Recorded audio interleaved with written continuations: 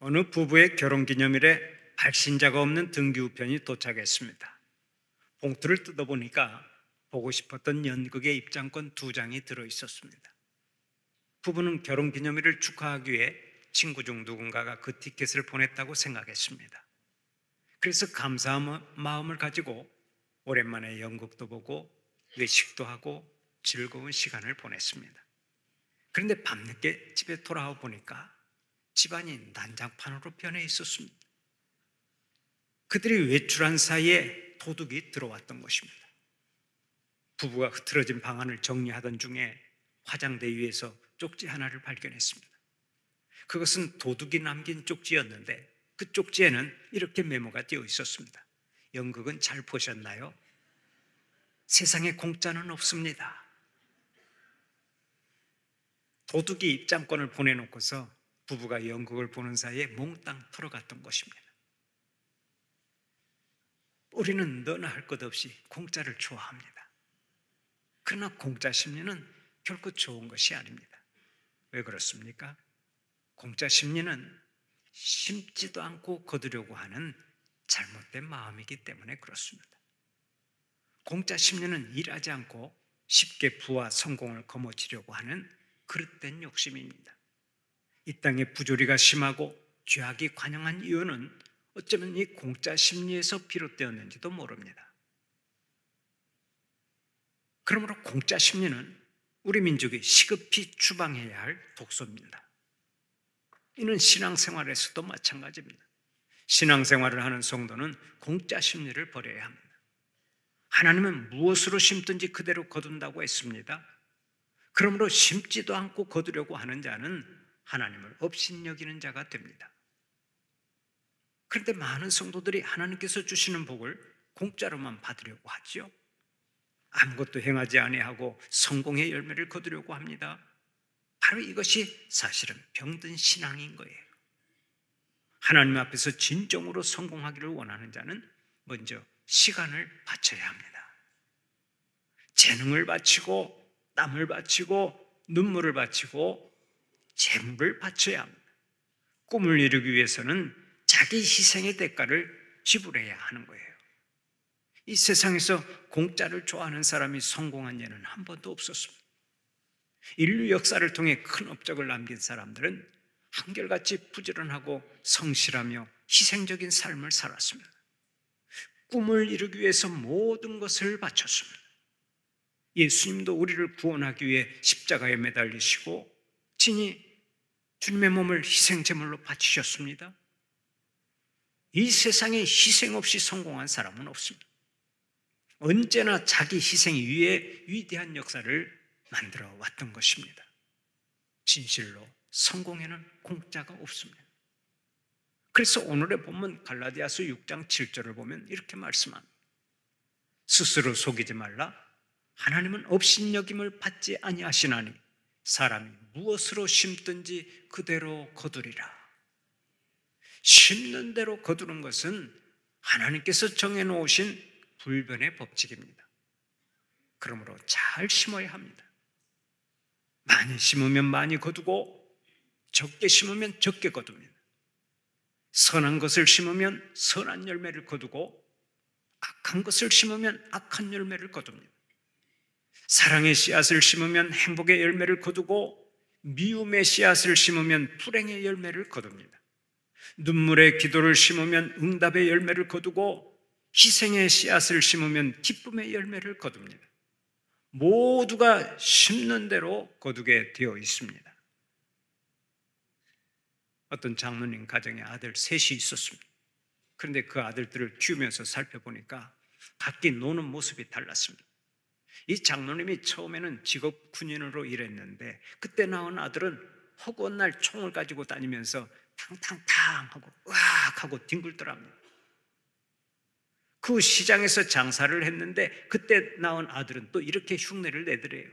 골라 골라 골라, 날이면 날마다 오는 것이 아니야. 골라 골라 골라.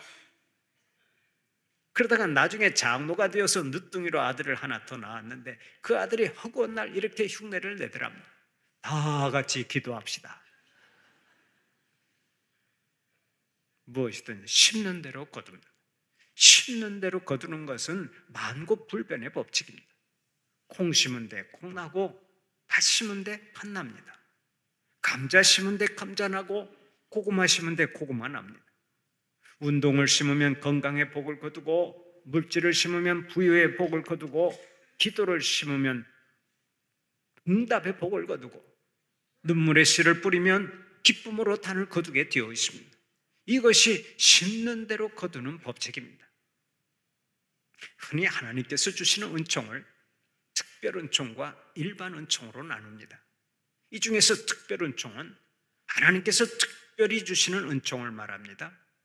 예를 들어 예수 믿는 사람들에게 베푸시는 구원의 은혜를 가리켜 특별 은총이라고 할 수 있습니다.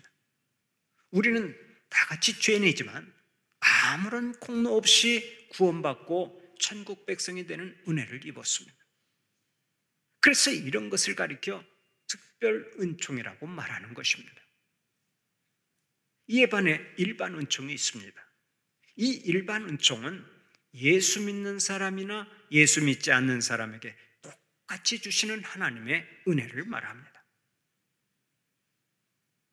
이 일반 은총이 있기에 예수 안 믿어도 건강하게 살고, 예수 안 믿는 사람이 많이 있어도 사회의 질서가 유지되고 존속되고 있는 것입니다. 하나님은 선한 사람에게는 악한 사람에게 똑같이 태양빛을 주시고 비를 내려주시고 신선한 공기를 주시는데, 이런 것을 가리켜 일반 은총이라고 말합니다. 그런데 이 일반 은총 가운데 숨어있는 아주 중요한 원리가 무엇인지 아십니까? 그것이 바로 추수의 원리입니다. 하나님은 누구에게나 심는 대로 거두게 하십니다. 씨를 뿌린 대로 거두게 하십니다. 그러므로 우리는 이 추수의 원리를 기억하고 항상 좋은 것을 심어야 될 줄로 믿습니다. 사랑하는 우리 성도들은 언제나 좋은 것을 심고 좋은 열매를 거두시기를 축원합니다. 그러면 우리는 구체적으로 무엇을 심고 또 어떻게 심어야 하겠습니까? 첫째로 우리는 성령을 위해서 언제나 좋은 것을 심어야 합니다. 오늘의 본문 8절을 보면 이렇게 말씀하죠. 자기의 육체를 위하여 심는 자는 육체로부터 썩어질 것을 거두고 성령을 위하여 심는 자는 성령으로부터 영생을 거두리라. 이 세상에는 육체를 위하여 심는 사람과 성령을 위하여 심는 사람이 있다고 하는데, 우리는 성령을 위하여 심는 자가 되어야 한다는 것입니다.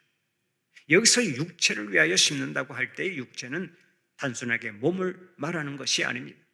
육신을 가진 인간의 악한 본성을 의미하는 말입니다.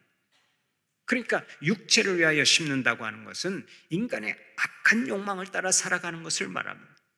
무엇을 먹을까, 무엇을 마실까, 무엇을 입을까 하며 오직 육신의 만족만을 위해 살아가는 것을 가리키는 말입니다.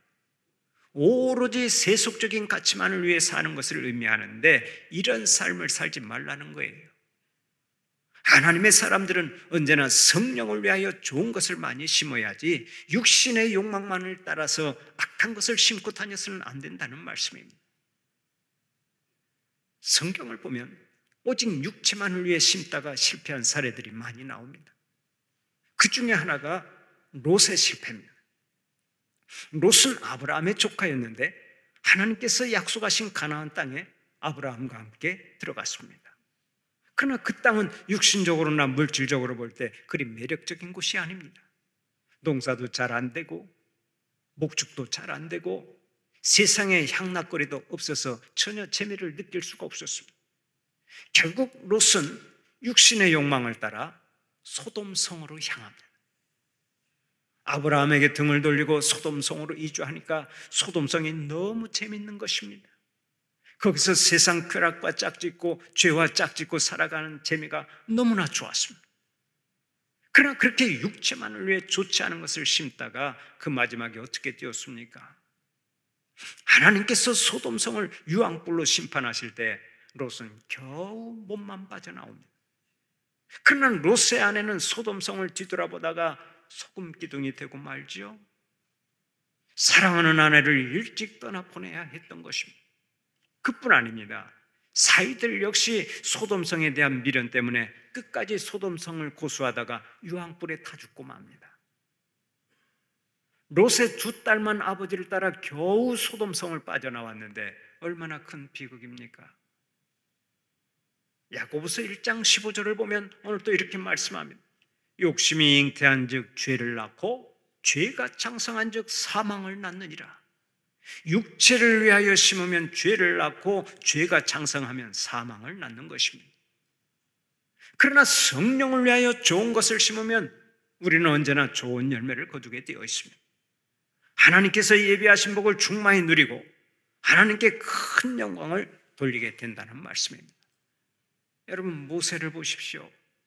모세는 이스라엘 백성들을 애굽에서 해방시키고 하나님과 대면하여 율법을 전해받은 인물입니다. 이스라엘 역사에 큰 획을 그은 위대한 영적 지도자입니다. 그는 학문적으로나 영적으로 부족함이 없었습니다. 그보다 온유한 자가 이 세상에 없었습니다. 그래서 당대뿐만 아니라 오늘에 이르기까지 가장 존경받는 인물로 남아 있습니다. 그런데 이토록 위대한 인물이 어떻게 만들어졌습니까?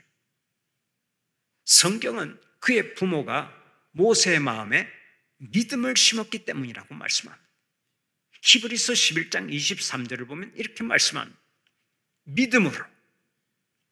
믿음으로 모세가 낳았을 때 그 부모가 아름다운 아이임을 보고 석 달 동안 숨겨 왕의 명령을 무서워하지 아니하였으며, 모세의 부모는 모세가 태어났을 때 하나님께서 그 아이를 높이 들어 쓰실 것을 믿고 믿음으로 키웠습니다.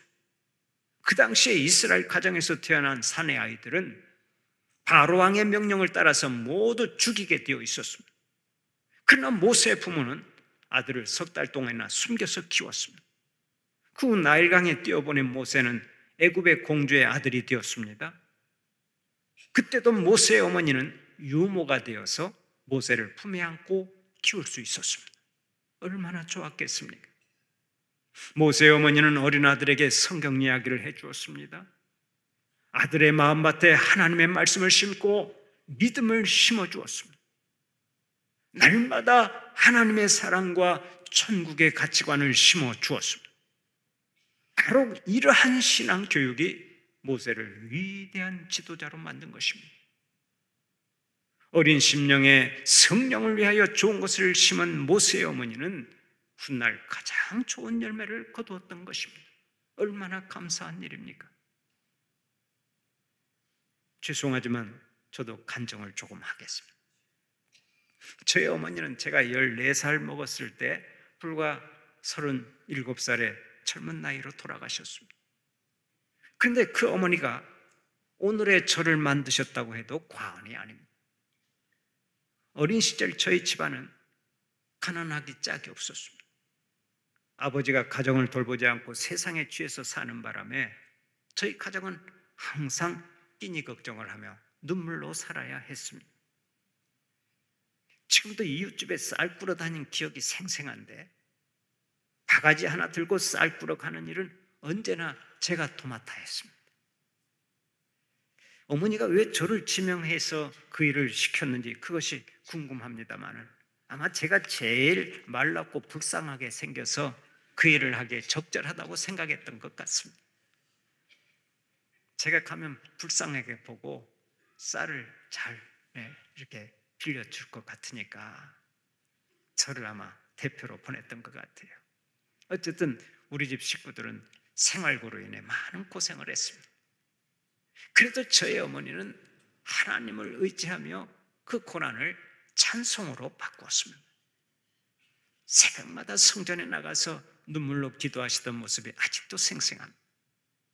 그 당시에 무슨 생각으로 그랬는지 어머님은 4살밖에 되지 않은 저의 손을 잡고 새벽 예배를 자주 나가셨습니다. 눈이 하얗게 쌓인 새벽에 어머니를 따라 예배당에 들어가면 먼저 성전 마룻바닥에 무릎을 꿇게 하셨습니다. 그때 무릎 꿇고 배운 찬송이 지금의 찬송가 338장입니다. 내 주를 가까이 하게 함은 십자가 짐 같은 고생이나. 이 찬송을 많이 불렀는데 집에서 예배를 드릴 때도 항상 이 찬송을 불렀습니다. 내 주를 가까이 하게 하면 십자가 짐 같은 고생이나 내 일생 소원은 늘 찬송하면서 주께 더 나가기 원합니다. 얼마나 힘이 드셨으면 이 찬송을 그렇게 많이 부르셨을까 하는 생각이 제 마음을 절절하게 만드는데 한편으로는 감사하지 않을 수가 없지요. 저희 어머니는 4살짜리 어린 아들의 마음판에 이 세상에서 가장 귀한 신앙의 씨앗을 심어 놓았기 때문입니다. 4살짜리 아들의 마음판에 믿음과 기도와 찬송의 씨앗을 심어 놓았는데 그 씨앗이 자라서 오늘의 저를 목회자로 만든 줄 믿으시기를 바랍니다. 그런 의미에서 찬송가 338장은 저희 어머니가 저에게 남겨준 최고의 유산입니다. 지금까지도 힘들 때 항상 이 찬송을 부르며 목회를 해왔는데 앞으로도 계속해서 이 찬송을 부르며 목회 사명 감당할 것입니다. 주님은 오늘도 우리를 향해 친히 말씀하십니다. 사람이 무엇으로 심든지 그대로 거두리라. 그렇다면 오늘 예배드린 여러분은 무엇을 심고 계십니까? 여러분의 자녀들 마음에 하나님을 심고 계십니까? 여러분의 자녀 손들을 위해서 기도를 심고 계십니까? 여러분 곁에 있는 이웃에게 사랑을 심고 선을 심고 자비를 심고 계십니까? 잘 생각하고 심어야 됩니다. 하나님은 여러분이 사랑을 심기를 원하십니다. 여러분이 선을 심기를 원하십니다. 자비를 심기를 원하십니다. 거룩함을 심고 정직함을 심고 화평을 심기를 원하십니다. 나누어 주고 인내하며 성실하게 살아가기를 원하십니다. 성령을 위하여 그 무엇인가 아름다운 것들을 많이 심어서 좋은 열매를 풍성히 거두고 하나님께서 예비하신 복을 충만히 누리는 여러분들이 되시기를 축원합니다. 두 번째로 최선을 다하고 기다려야 좋은 열매를 거둡니다. 오늘의 본문 9절을 보면 이렇게 말씀합니다. 우리가 선을 행하되 낙심하지 말지니 포기하지 아니하면 때가 이름에 거두리라.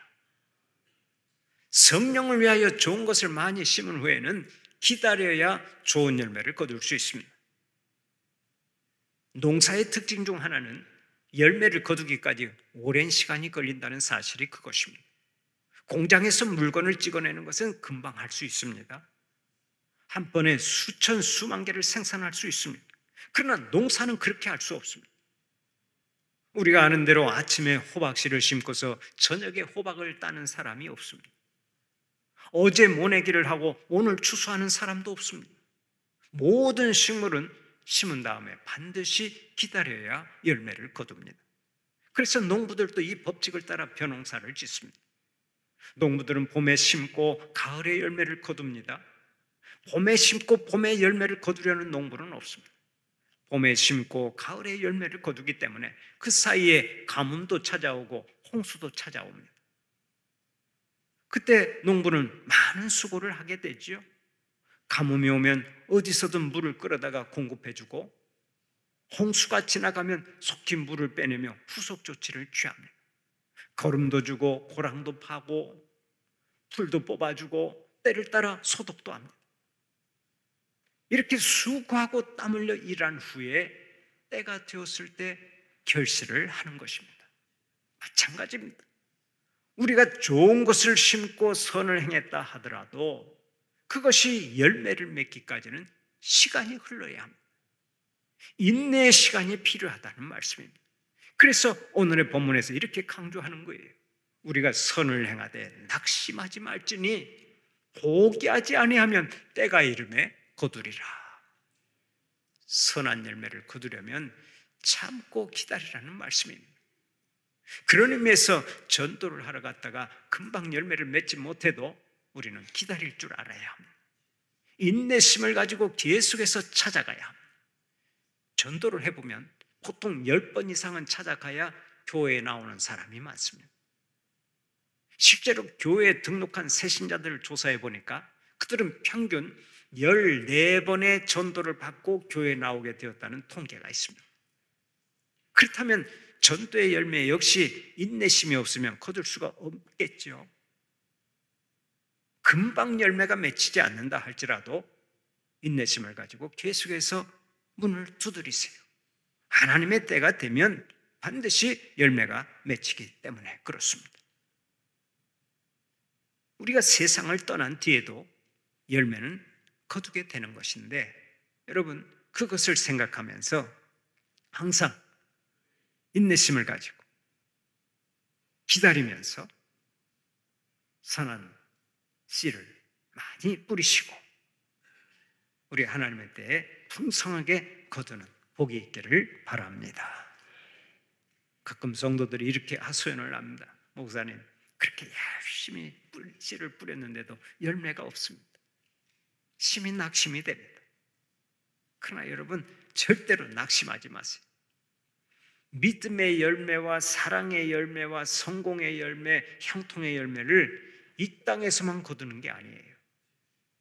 어떤 것은 이 땅에서 거두지만 성도가 심는 씨앗의 많은 것들을 사실은 천국에서 거둘 수 있습니다. 나는 이 세상을 떠난다 할지라도 나의 자녀가 열매를 거두고 나의 손자, 손녀가 열매를 거두는데 바로 이것이 내가 천국에서 거두는 열매입니다. 내가 하나님 앞에서 성령으로 심는 것은 반드시 열매 맺는 날이 옵니다. 그래서 우리 주님은 오늘 또 말씀하십니다. 사람이 무엇으로 심든지 그대로 거두리라. 포기하지 말고 좋은 것을 열심히 심으라. 서울 소망교회 원로 목사인 곽선임 목사님의 간증이 있습니다. 곽 목사님이 어린 시절이었는데 하루는 할아버지가 가족들을 전부 다 소집시켜 놓고서 이렇게 말하더랍니다. 내가 곧 죽을 것 같구나. 우리 함께 기도하자. 할아버지는 가족들과 함께 기도를 했습니다. 그리고는 마지막에 이런 유언을 남겼습니다. 내가 죽은 후에 거지잔치 한 번 더 해줘라. 그 당시만 해도 도시는 물론 시골까지 깡통을 들고 동냥하러 다니는 거지가 많았습니다. 그래서 곽 목사님의 할아버지는 1년에 2차례씩 큰 무쇠솥에 밥을 한 후에 나물과 김치를 내놓고서 거지들이 와서 배가 부르게 먹게 했습니다.